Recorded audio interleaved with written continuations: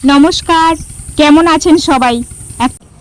সকালে টিফিনে ব্রেড দিয়ে রুটি খেতে বাচ্চারা খুবই পছন্দ করে এবং বাজারে কাঁচা আমের অনেক রকমের জেলি পাওয়া যায়, কিন্তু সেটা কতটা স্বাস্থ্যসম্মত সেটা চিন্তার বিষয়। তাই আমি আজ বানিয়ে ফেললাম একদম ঘরোয়া পদ্ধতিতে, সামান্য কিছু উপকরণ দিয়ে, জেলিটিন ছাড়াই বানিয়ে ফেললাম কাঁচা আমের জেলি।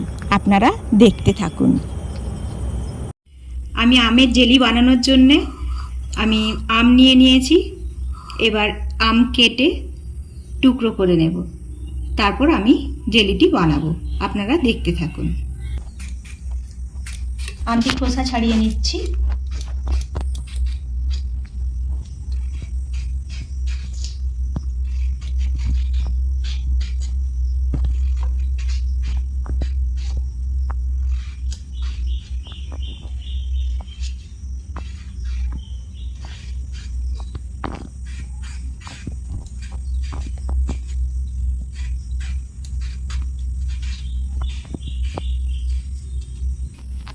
আমি সমস্ত আমগুলোকে পাতলা পাতলা করে কেটে নিচ্ছি, তাতে সেদ্ধ করতে খুব সুবিধে হবে।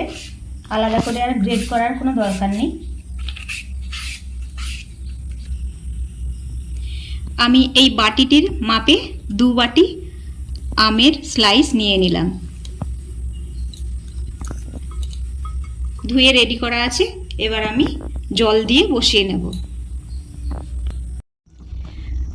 আমি গ্যাস জ্বালিয়ে কড়াই বসিয়ে দিয়েছি, আর ওতে মেপে রাখা 2 বাটি আমের স্লাইস দিয়ে দিয়েছি। তো স্লাইস যখন আমি 2 বাটি দিয়েছি আমের স্লাইস, আমাকে জল দিতে হবে 4 বাটি।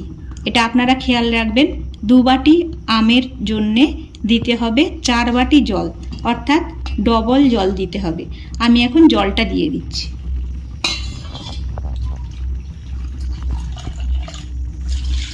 1 2 3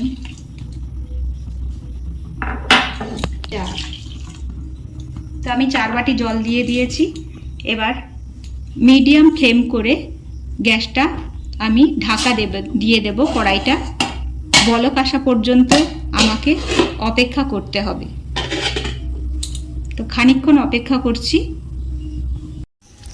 আমি জলশুদ্ধ আম ছেঁকে আমের জলটা বের করে নিয়েছি আম থেকে। এবার কড়াইতে দিয়ে দিয়েছি। যে বাটিতে আমি আমের রস নিয়েছিলাম, সেই বাটির পরিমাপে আমি দিয়ে দিচ্ছি 2 বাটি চিনি। একই মাপের দিতে হবে। এইবার ওই চিনিটিকে আমি ভালো করে মিশ্রণ করে নিচ্ছি। এবার উপর থেকে দিয়ে দিচ্ছি 2 ফোঁটা পরিমাণে ফুড কালার। যেহেতু আমি এটা কাঁচা আমের জেলি বানাচ্ছি, তাই ওপর থেকে আমি দিয়ে দিচ্ছি সবুজ কালার।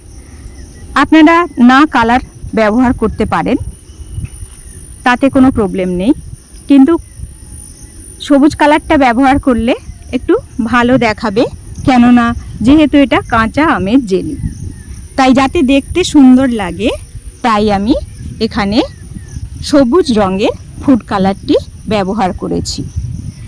এবার ভালো করে ওটাকে মিশ্রণ করে নিচ্ছি।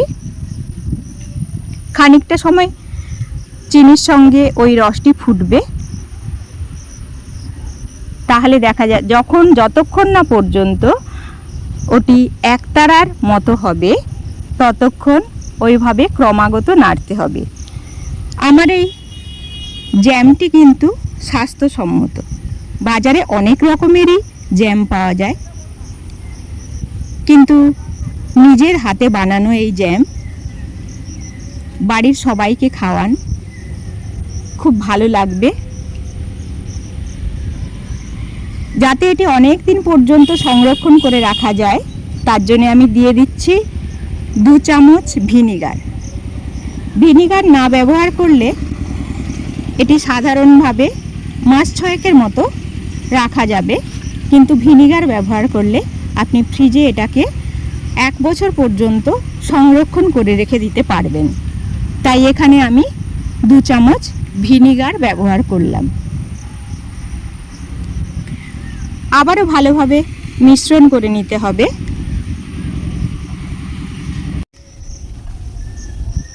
ভালোভাবে অনবরত নাড়তে হবে, না হলে কড়াইয়ের গায়ে ওটা বসে যাবে। তাই অনবরত ওটাকে আমি নেড়ে নিচ্ছি। আমার জ্যামটি প্রায় রেডি হয়ে আসছে।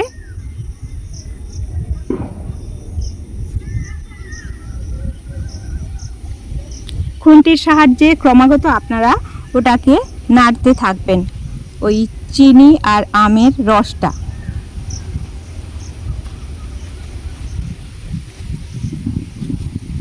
দেখুন আমার আম ও চিনির রসটা সুন্দরভাবে ফুটছে।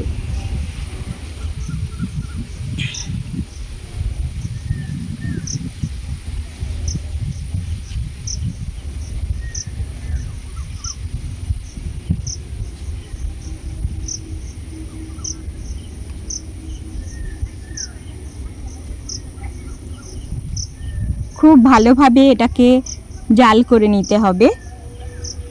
এবার আমি একটু রস একটা প্লেটে একটু তুলে নিলাম।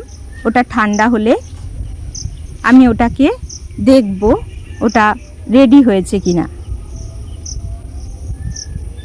যদি একতারার মতো হয় রসটা হাত দিলে দুটো আঙুলের সাহায্যে, তাহলে আমার জ্যামটি রেডি হয়ে গেছে। দেখুন আমি দেখে নিচ্ছি জ্যামটি রেডি হয়েছে কিনা।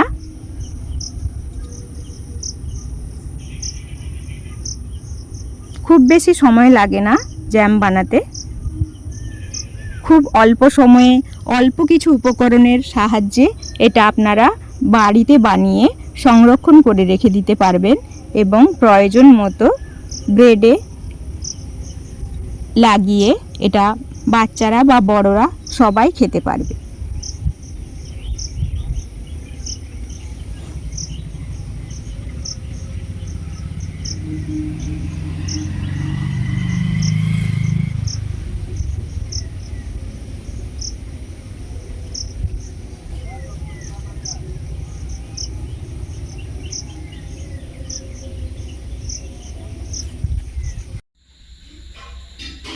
আমি জেলিটি একটি পাত্রে ঢেলে নিয়ে এসেছি।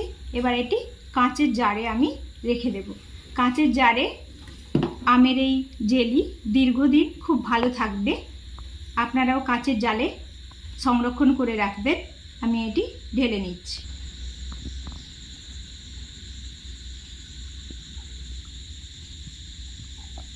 গরম গরম অবস্থাতে এটিকে সংরক্ষণ করতে হবে।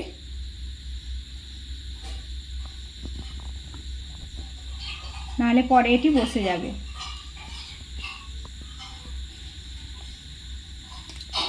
একটি পাত্র পুরো ভর্তি হয়ে গেছে। এবার এটি ঠান্ডা হলে তবেই আমি মুখটি ঢেকে দেব। আমার জেলিটি রেডি হয়ে গেছে। ওটা ঠান্ডা করতে দিয়েছিলাম, ঠান্ডা হয়ে গেছে। এবার দেখুন আমি এভাবে কাত করছি, পড়ছে না, সুন্দরভাবে সেট হয়ে গেছে। আমি রুটিতে তুলে দিয়ে দেখাচ্ছি। দেখুন চামচ দিয়ে সুন্দর কাটা হয়ে যাচ্ছে।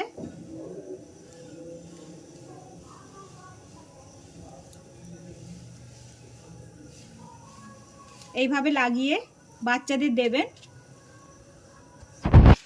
বাচ্চারা খেতে খুব ভালোবাসবে। বড়রাও সকালের ব্রেকফাস্টে এমন খাবার খেতে খুবই পছন্দ করবে। আপনারা এভাবে বানিয়ে দেখবেন। এটা কিন্তু কোনো জেলিটিন ব্যবহার করা হয়নি, এমনি করা হয়েছে। জেলিটিন ছাড়াই, কোনো কেমিক্যাল ছাড়াই এই জেলিটি বানানো হয়েছে। আপনারাও এভাবে বাড়িতে বানিয়ে ট্রাই করতে পারেন।